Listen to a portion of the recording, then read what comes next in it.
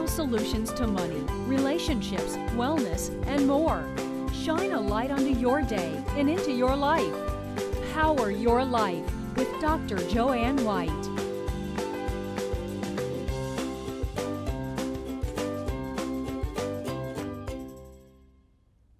Welcome to Power Your Life. I'm Joanne White, your host, and my first guest is a world-renowned cosmetic surgeon with over 16 years of experience.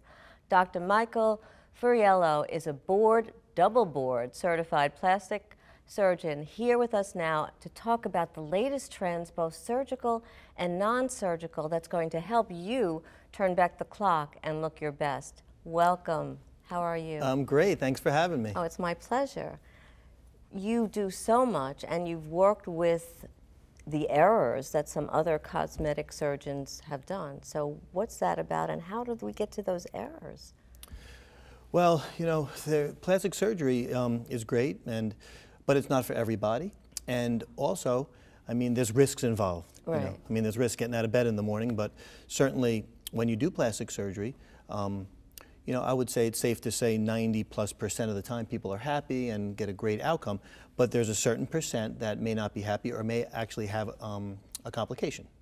So if an error does happen or there is a complication, fortunately you can, you know, fix most of them. When you say complication, what kind of complication? Well, you know, there's always infection, bleeding, maybe poor result or scarring. So there's always some issues that can happen. Right. Fortunately, it's very rare. And I think if you go to a board-certified doctor or a doctor with a lot of experience, you can keep those very low. How do you fix it? Because people come to you, primarily women, right? Mm-hmm. And what do they say? Help, this is horrible, or yeah, what so happens? A large part of my practice now is secondary or revisionary surgery. So people, men and women, had a procedure that they weren't so happy with. So it's a case-by-case basis, but depending on the case, sometimes I can help them, and sometimes, unfortunately, I can't, or I can send them to someone else who may have more experience in that particular problem. But that is a big part of my practice now. So, Dr. Fiorillo, you actually take a look at what's going on, and if you can't help them, which I think is great, because some doctors don't say that. They don't say, I can't help you. They try it, and then the results aren't so good, and then the person isn't satisfied yet another time. Exactly. So plastic surgery is such a big field that there are actually people who specialize in parts of plastic surgery. So it's a head-to-toe, you know, field where you can basically do anything. So, for example, if someone, you know, was born without an ear, you know, that is something I wouldn't do.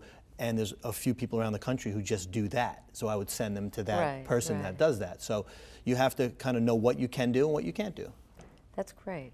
I've been listening to a lot of teens who have been, whether they're dissatisfied or something happens with bullying, they're not satisfied with how they look, or they've been ridiculed or teased, and they're wanting plastic surgery. And the numbers, I don't know it offhand, but the numbers seem pretty astounding.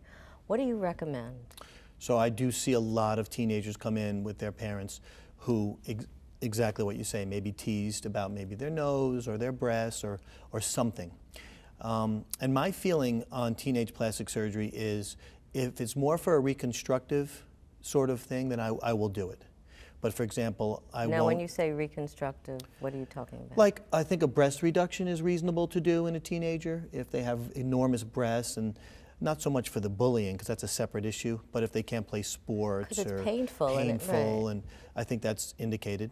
I also think rhinoplasty it's safe to do at that age, 15, 16, very common.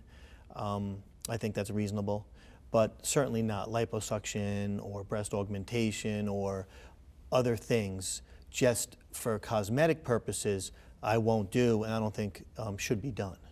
That's good. I'm glad, because I think other cosmetic surgeons are not drawing the line.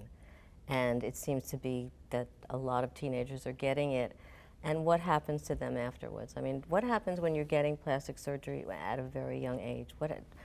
And your body is changing? What happens later on? Yeah, I mean, there's going to be scar tissue. It could not look good later on. I mean, I had someone last year who came with the mother and wanted liposuction to fit into a prom dress.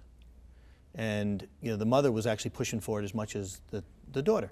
And of course, that's something that I absolutely wouldn't do, and I hope nobody would do. But that's what you're starting to see now.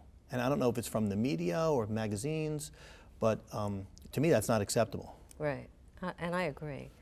Now, people have procedures and there's a physical response. There's also an emotional aspect to it. What do you do and what do people go through emotionally when suddenly there's this change that it's almost like they're a new person, right? Yeah, that's a good question. Post-operatively, there is definitely a depression or you know, a weird emotion, I would say. Very common. And I think it's a combination of the anesthesia and it's maybe a remorse almost, like did I do the right thing?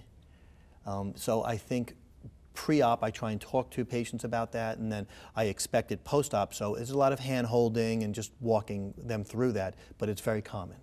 Well, I'm glad that you actually prepare your patients for that because that's important. Absolutely. Good.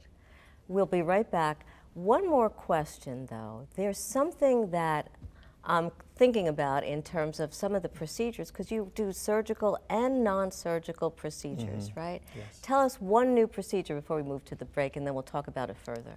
Well, radio frequency is one of the hot topics now, and the radio frequency is being used to tighten skin and get rid of cellulite. And it can be used on the face and body, and that's a very hot procedure right now. Radio frequency. That's wonderful. And it's non-surgical, right? Non-surgical, non-invasive, no downtime. So so you can go right in and go right out, and you're different. 45 minutes to an hour, yes. That's wonderful. We'll be right back. More with Dr. Michael Fiorillo when we return in a moment.